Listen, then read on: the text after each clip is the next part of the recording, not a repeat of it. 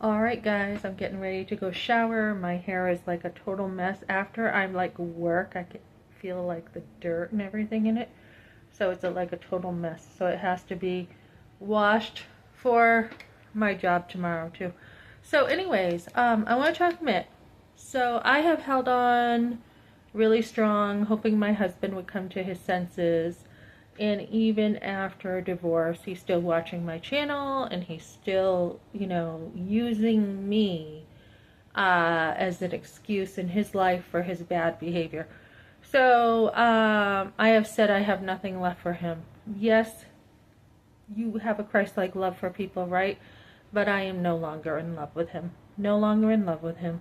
He has taken my kindness and my grace and stepped on it and basically has, tried to take out all his anger on me, major domestic abuse.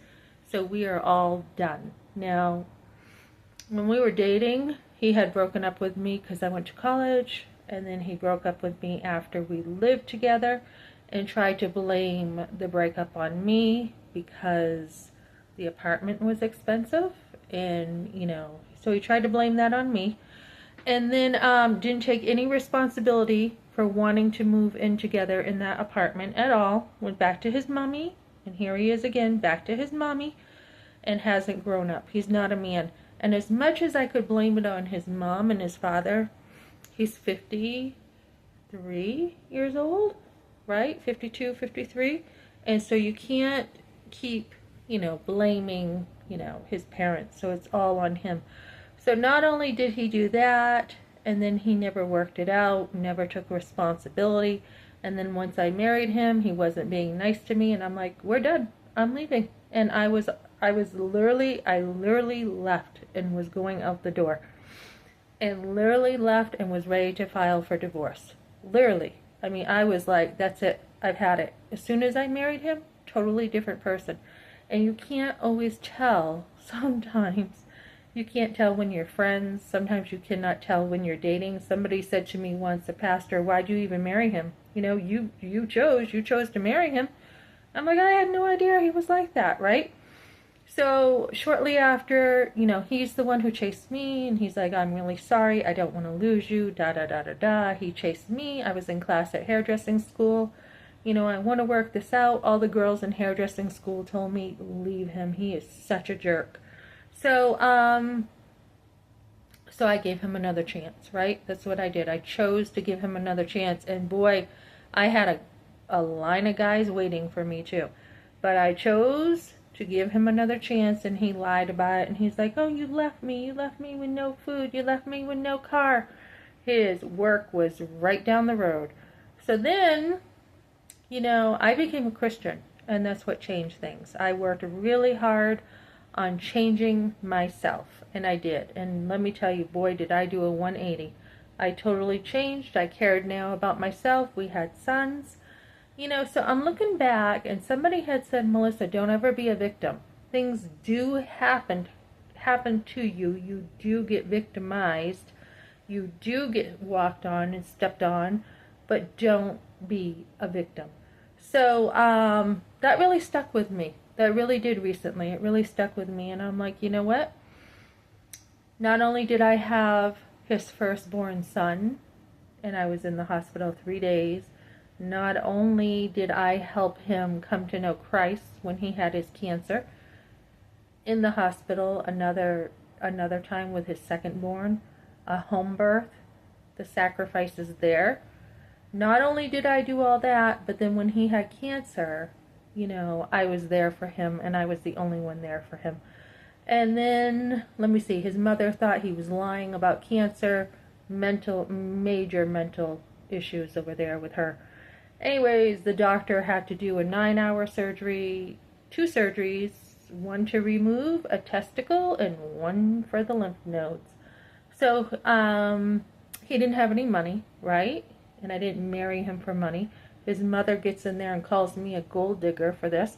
So I stuck with him. I stuck with him through the cancer and everything. And then his mother's like, oh, you ought to divorce.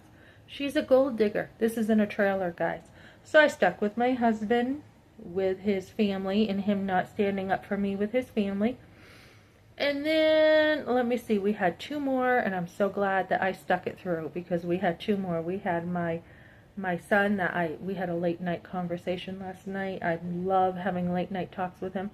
And then I had another son and, two more home births. I was in labor almost almost 3 days with my third one. I was in labor for a long time. And, I sacrificed it all and I gave it all for my husband. It was for God. I mean, somebody said to me once, and I'm so glad I built this foundation. He said, when you serve your husband, you're doing it for God. So, guys, can I really be bitter or angry? No, it was for God. Okay? And if God takes away your husband or your husband chooses to sin against you continually and doesn't repent, you got to let go. There's a time you just got to let go, and you got to be like, look, you continually slander me, put me down, you continually haven't taken responsibility for your actions, you haven't tried to work things out, you abandoned your sons, you abandoned your wife, you lied about your wife, you got some scum bucket you're hanging around with, Kevin Leandro, yes, scum. And, you got all this stuff, right, that you're doing. And if someone's not willing to repent when you have tried to be patient, you've tried to be like, what the heck is going on? I'm sorry to say this, but the truth is God is going to step in and deal with it now. And he will deal with it his way. And that's where you have to be. And sometimes as a wife, I was like, oh, God will just deal with you. And, that's what's going to happen. So, I mean, for someone to lay down their life and to really care and love somebody when his parents didn't care or love him and disowned him and did all this awful stuff, he had one person there for him, and that was me.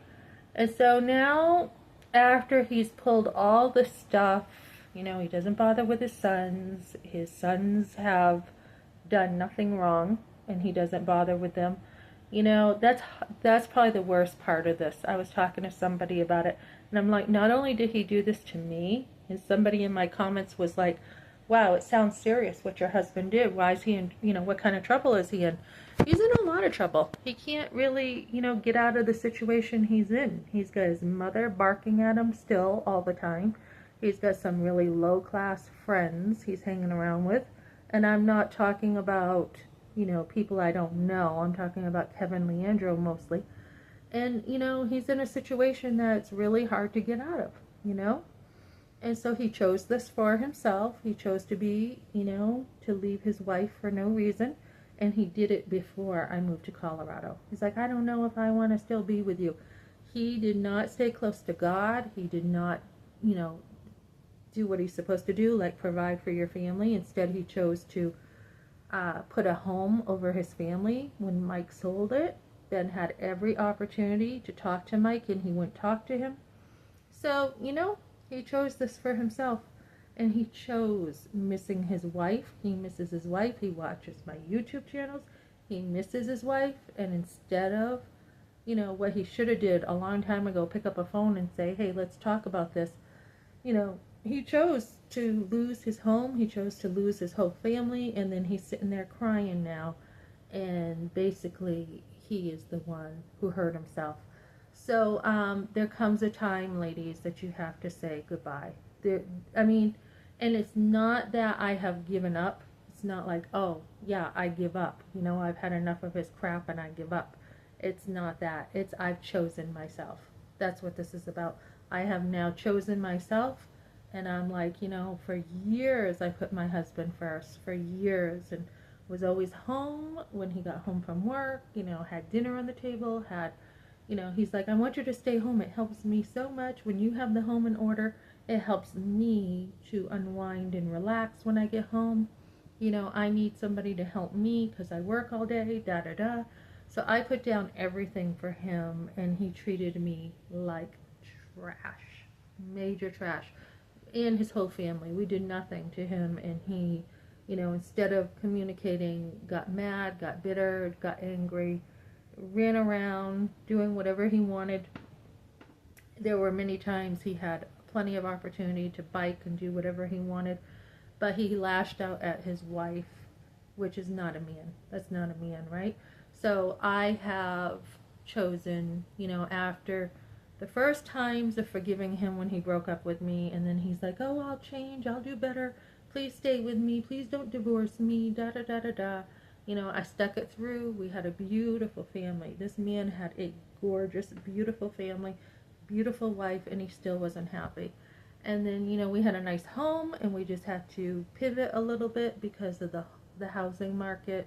Everything closed. There was nothing available. I come to Colorado to take care of my family, and he didn't give a hoot about us. He didn't care at all about us, and we went through a tornado and everything. And there was a fire here at first. I thought we were going to lose our lives. He didn't care. And so you know it's been it's been about 2022 I got here. I went back to New Hampshire once. He lied about me again, saying I was over by his home. You know what?